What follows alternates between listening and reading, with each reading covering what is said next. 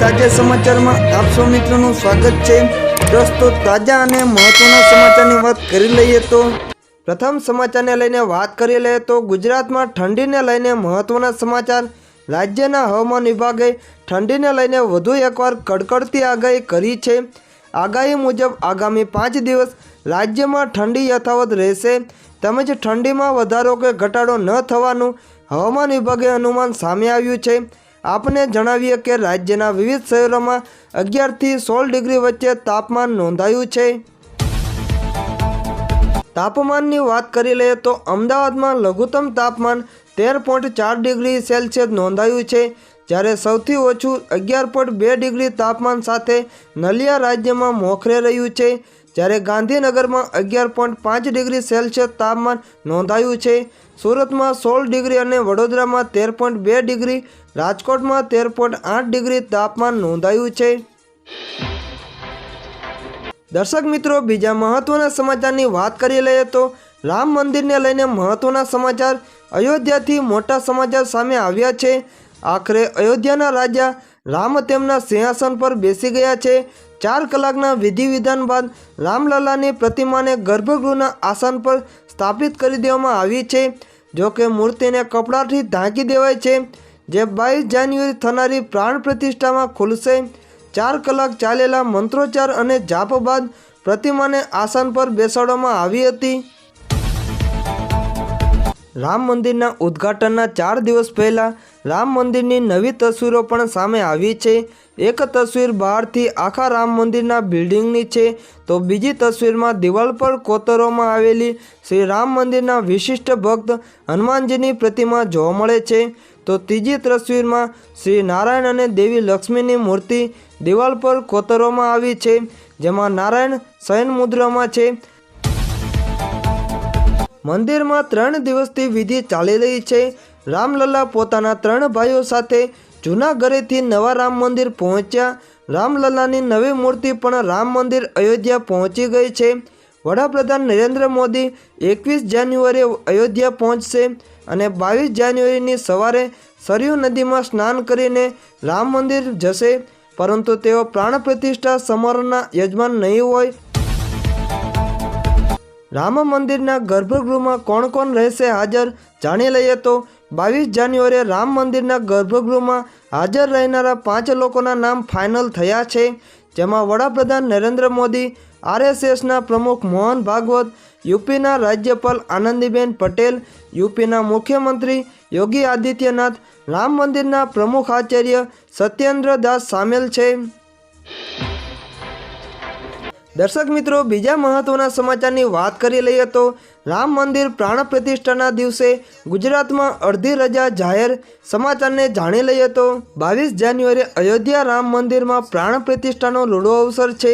રામ મંદિર પ્રાણ પ્રતિષ્ઠાના કાર્યક્રમને લઈને કેન્દ્ર સરકાર બાદ હવે ગુજરાત રાજ્ય સરકારે પણ મહત્વનો નિર્ણય કર્યો છે। ગુજરાત તથા દેશમાં તારીખ 22/1/2024ના રોજ અયોધ્યા ખાતે શ્રી રામ મંદિર પ્રાણ પ્રતિષ્ઠાની ઉજવણી થનાર છે। રાજ્યના તમામ લોકો આ ઉજવણીમાં ભાગ લઈ શકે તે હેતુસર સોમવારના રોજ રાજ્ય સરકારની તમામ કચેરીઓ તથા રાજ્ય સરકારની તમામ સંસ્થાઓમાં અડધા દિવસ માટે બપોરના 2:30 સુધી બંધ રાખવાનો આદેશ કરવામાં આવ્યો છે। 22 જાન્યુઆરીએ અયોધ્યા રામ મંદિર પ્રાણ પ્રતિષ્ઠાનો રૂડો અવસર છે, ત્યારે કેન્દ્ર સરકારે મહત્વનો નિર્ણય લીધો છે। આ શુભ પ્રસંગે કેન્દ્ર સરકારે 22 જાન્યુઆરીએ અડધા દિવસની રજા જાહેર કરી છે। રામલલ્લાની પ્રાણ પ્રતિષ્ઠાને 22મી જાન્યુઆરીએ અયોધ્યામાં થવા જઈ રહી છે, ત્યારે દેશભરમાં પણ ઉજવણીનો માહોલ ચાલી રહ્યો છે।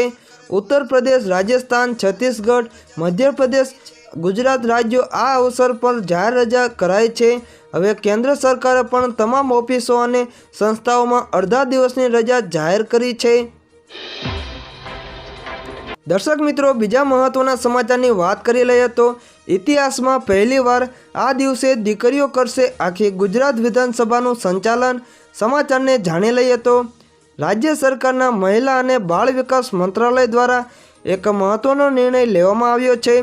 આ નિર્ણય અંતર્ગત ગુજરાતના ઇતિહાસમાં પહેલીવાર એક દિવસ દીકરીઓ દ્વારા આખી ગુજરાત વિધાનસભાનું સંચાલન કરવામાં આવશે। આગામી 24 જાન્યુઆરી 2024ના રોજ આ પ્રકારે અનોખી રીતે ગુજરાત વિધાનસભા ખાતે બાલિકા દિવસની ઉજવણી કરવામાં આવશે। આ પ્રયાસ થકી દીકરીઓમાં રહેલો ડર દૂર થશે। દીકરીઓ પણ સત્તામાં મહત્વનો ભાગ ભજવી શકે તેવો તેમને અહેસાસ થશે। સાથે જ દીકરીઓ પણ રાજનીતિમાં આવીને સમાજને પોતાનું મહત્વનું યોગદાન આપી શકશે। આ પ્રકારે વિધાનસભા ખાતે કરાયેલી બાલિકા દિવસની ઉજવણીથી દીકરીઓને જીવનમાં અનેક પ્રેરણા મળશે। દેશની દીકરીઓ પોતાના અધિકારો પ્રત્યે વધુ જાગૃત થાય તે આશયથી પ્રતિવર્ષ 24 જાન્યુઆરી સમગ્ર દેશમાં આંતરરાષ્ટ્રીય બાલિકા દિવસ તરીકે ઉજવવામાં આવશે। આ દિવસે વધુ ખાસ અને યાદગાર બનાવવા માટે ગુજરાતમાં પ્રથમ વખત 24 જાન્યુઆરીએ 1 કલાક ગુજરાત વિધાનસભાનું સમગ્ર સંચાલન દીકરીઓ દ્વારા કરવામાં આવશે। પ્રજાતાંત્રિક મૂલ્યો અને મહિલાઓની ભાગીદારી વધે અને તેમનામાં જાગૃતતા આવે તેવા હેતુસર બાલિકાઓ ધારાસભ્યોની જેમ આ વિધાનસભા ગૃહનું સંચાલન કરશે। આ સમગ્ર કાર્યક્રમમાં ગુજરાતની 1300થી વધુ દીકરીઓ સહભાગી થશે। દર્શક મિત્રો, બીજા મહત્વના સમાચારની વાત કરી લઈએ તો 22 જાન્યુઆરીએ ભગવાન રામ આપણને દર્શન આપશે। પ્રાણ પ્રતિષ્ઠા પહેલા પીએમ મોદીએ આપ્યો મોટો સંદેશ। સમાચારને જાણી લઈએ તો અયોધ્યામાં રામ ભગવાનની પ્રાણ પ્રતિષ્ઠા પહેલા વડાપ્રધાન નરેન્દ્ર મોદીએ દેશની જનતાને એક ખાસ સંદેશ આપ્યો છે। પીએમ મોદીએ કહ્યું કે ભગવાન રામ 22 જાન્યુઆરીએ આપણને દર્શન આપશે। તેમણે કહ્યું કે બસ થોડા દિવસોની વાત છે, આ પછી ભગવાન શ્રી રામ એક વિશાળ મંદિરમાં દેખાશે। વડાપ્રધાને કહ્યું કે હું પોતાને જ ખૂબ ભાગ્યશાળી માનું છું કે અયોધ્યામાં રામ મંદિરના પ્રાણ પ્રતિષ્ઠામાં ભાગ લેવાની તક મળી રહી છે। પીએમ મોદીએ રામલલ્લાની પ્રાણ પ્રતિષ્ઠા માટે 11 દિવસની વિશેષ વિધિ શરૂ કરી છે। આ પ્રસંગે તેમણે કહ્યું કે આ એક મોટી જવાબદારી છે। આપણા શાસ્ત્રોમાં પણ કહેવાયું છે કે આપણે ભગવાનના યજ્ઞ અને ઉપાસના માટે પોતાના દિવ્ય ચેતનાને જાગૃત કરવી પડશે। આ માટે શાસ્ત્રોમાં વ્રત અને કડક નિયમો પણ જણાવવામાં આવ્યા છે।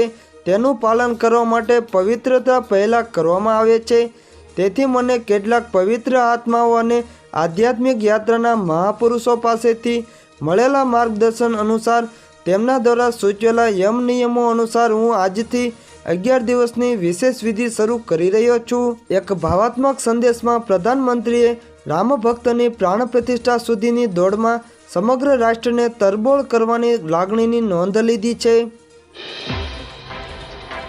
દર્શક મિત્રો, બીજા મહત્વના સમાચારની વાત કરી લઈએ તો પ્રાણ પ્રતિષ્ઠા પહેલા આમ આદમી પાર્ટીએ કરી મોટી જાહેરાત। તમામ એસેમ્બલીમાં હનુમાન ચાલીસાનું આયોજન કરશે। સમાચારને જાણી લઈએ તો 22 જાન્યુઆરીએ અયોધ્યામાં ભગવાન શ્રી રામ મંદિરના અભિષેકને લઈને દરેક જગ્યાએ લોકોમાં ઉજવણી અને ઉત્સાહ છે। તે જ સમયે આમ આદમી પાર્ટીએ પવિત્રતા પહેલાં એક મોટી જાહેરાત કરી છે।